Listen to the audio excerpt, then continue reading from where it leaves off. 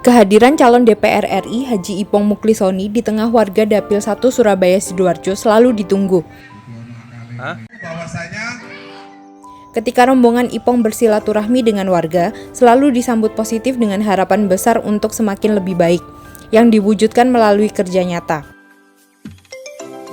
Dengan pengalamannya 2 kali menjadi anggota DPRD Kalimantan Timur, serta Bupati Ponorogo, Ipong Muklisoni yakin bisa membawa aspirasi warga Dapil 1 Surabaya Sidoarjo dan memperjuangkannya di tingkat nasional. Jika orang itu sudah pernah menjabat sebagai anggota DPR, apa itu kan sekarang kalau dulunya kan cuma tahunya di foto aja ya di gambarnya, sekarang kan langsung ini kan. Udah ramah-ramah kayaknya. Apa? Buat Ipong sukses bisa tercapai. Semoga bisa tercapai. Ipong mungkin. Pokoknya yang istiqomah lah, yang amanah. Pun ngoten mawon pokoknya mantap lah. Tegas, tegap, amanah dia. Gitu loh. Insya Allah sampai ke belakang hari, insya Allah mudah-mudahan sampai amanah. Harapannya buat Pak Ipong apa Pak? Biar membantu masyarakat. Biar melihat masyarakat yang di bawah. Terutama di RW 5. Ya, mohon dibantu. dari posko itu di Dharma Husada. Sungguh tidak mungkin seorang calon wakil rakyat datang dan bertemu pemilihnya. Umumnya mereka hanya menyebarkan poster dan gambar tanpa diketahui seperti apa orangnya. Namun tidak dengan caleg DPR RI Ipong Muklisoni. Dengan percaya diri, Ipong menyapa langsung warga yang akan dia perjuangkan. Melalui Partai Nasdem dengan nomor urut 5, Ipong Muklisoni semakin dipercaya oleh masyarakat pemilih. Tim Liputan Optika.id melaporkan.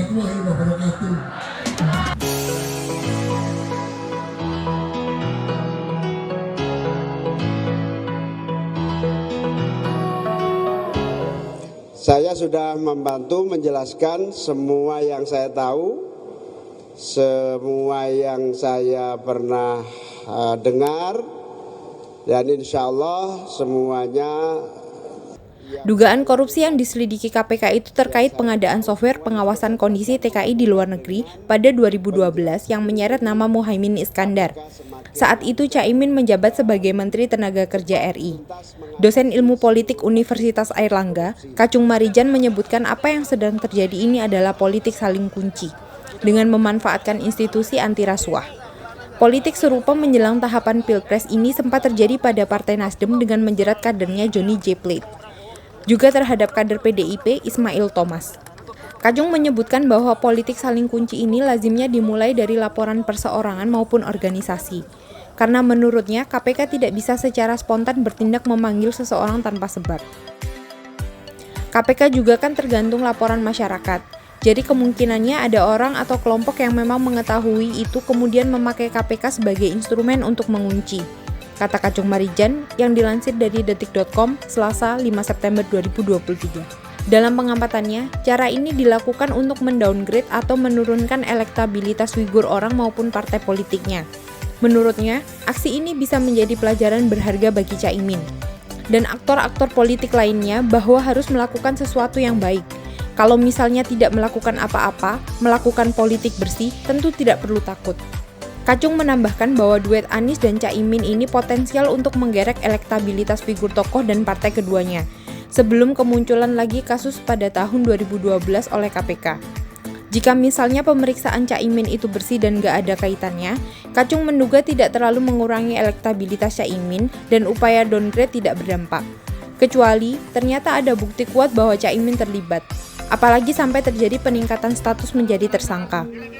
Kacung menilai bahwa pemanggilan oleh KPK yang cukup mendadak usai deklarasi Capres dan Cawapres itu tentu saja sudah diperhitungkan oleh Caimin, karena panggilan KPK serupa bukan yang pertama kalinya.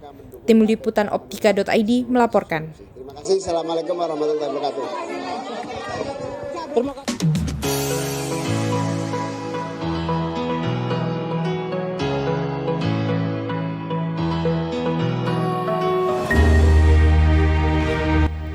Sebanyak 6 kepala daerah di Jawa Timur maju sebagai caleg. Rinciannya yaitu 4 orang sebagai caleg DPR RI dan 2 orang sebagai caleg DPRD Jatim. Di level DPR RI, Bupati Pasuruan Irsyad Yusuf maju sebagai caleg DPR RI dari PKB. Irsyad yang masa jabatannya sebagai Bupati Pasuruan akan habis pada 24 September 2023 mendapat nomor urut 4 di Dapil Jatim 2, yaitu Pasuruan dan Probolinggo. Kemudian Bupati Jombang, Mujida Wahab, maju sebagai caleg DPR RI lewat P3 dengan nomor urut 1 di Dapil Jatim 7 yang meliputi Trenggalek, Pacitan, Ponorogo, Ngawi, Magetan. Masa jabatan Mujida sebagai Bupati Jombang habis pada 24 September 2023. Selanjutnya, Wakil Bupati Bondowoso yakni Irwan Bahtiar Rahmat yang maju sebagai caleg DPR RI dari PDI Perjuangan. Di Dapil Jatim 3 meliputi Bondowoso, Situbondo, dan Banyuwangi dengan nomor urut 4. Masa jabatan Irwan sebagai Wabub Bondowoso akan habis pada 24 September 2023. Lalu Wakil Bupati Blitar Rahmat Santoso. Sejatinya Rahmat masih akan menjabat sebagai Wabub Blitar hingga Desember 2024. Namun Rahmat memilih mundur dan maju sebagai caleg. Rahmat menjadi caleg DPR RI dari PAN di Dapil Jatim 9, meliputi Tuban dan Bojonegoro. Rahmat mendapat nomor urut 6. Sementara untuk DPRD Jatim, ada 2 kepala daerah yang maju sebagai caleg, yakni Wali Kota Kediri, Abdullah Abu Bakar, dan Bupati Probolinggo, Timbul Prihanjoko. Abdullah Abu Bakar maju sebagai caleg DPRD Jatim lewat PAN di Dapil Jatim 8, meliputi Kota Kediri dan Kabupaten Kediri dengan nomor urut 1. Sedangkan Timbul Prihanjoko maju sebagai caleg DPRD Jatim lewat PDIP di Dapil Jatim 3, meliputi Pasuruan dan Probolinggo dengan nomor urut 4. Tim Liputan Optika.id melaporkan.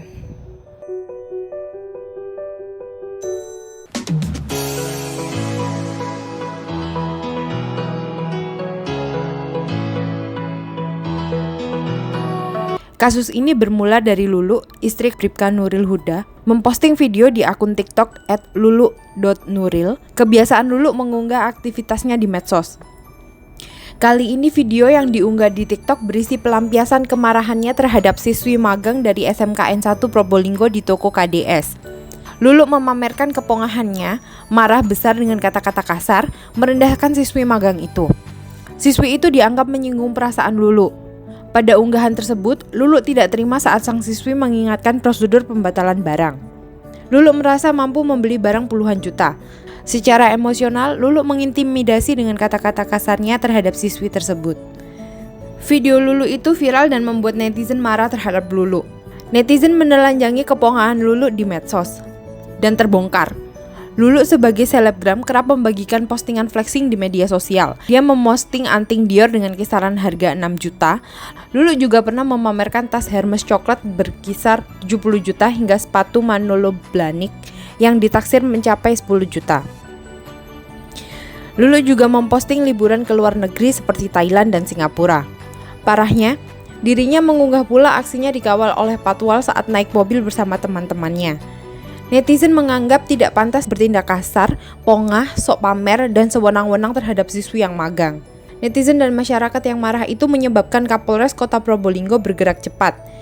Kapolres Probolinggo, Ajun Komisaris Besar Polisi Wisnu Wardana, mengusut kasus tersebut. Kita akan copot dari jabatannya sekarang, dari Polsek, kita kembalikan ke Polres, kemudian sementara proses sidang kode etik maupun hubungan disiplinnya sementara berjalan. Wisnu Wardana melakukan mediasi semua pihak, yaitu orang tua dan siswi itu sendiri, kepala sekolah SMKN 1, dan Lulu. Hasilnya terjadi penyelesaian secara kekeluargaan. Lulu meminta maaf kepada siswi SMKN 1 dan orang tuanya, serta kepala sekolah dan masyarakat. Adalah pelajaran yang sangat berharga bagi saya. Terima kasih atas perhatiannya. Sekali lagi saya mohon maaf yang sebesar-besarnya. Wassalamualaikum warahmatullahi wabarakatuh. Sanksi tetap dijatuhkan kepada Bribka Nuril Huda, yaitu dicopot dari jabatan Polsek Tritis Probolinggo. Bribka NH telah kami copot dari jabatannya, kata Kapolres Probolinggo, Ajun Komisaris Besar Wisnu Wardana pada Kamis 7 September 2023. Bribka Nuril Huda kena getah dari ulah istrinya, Lulu Sofiatul Janah, setelah memviralkan video sedang memarahi seorang siswi SMK yang sedang magang di KDS Kota Probolinggo. Nuril dicopot dari jabatannya di Polsek Tiris dan kembali ke Polres Probolinggo. Dia juga menanti untuk mendapatkan sanksi kode etik. Bribka Nuril Huda juga diproses dalam Propam Polres Probolinggo. Tim Liputan Optika.id melaporkan.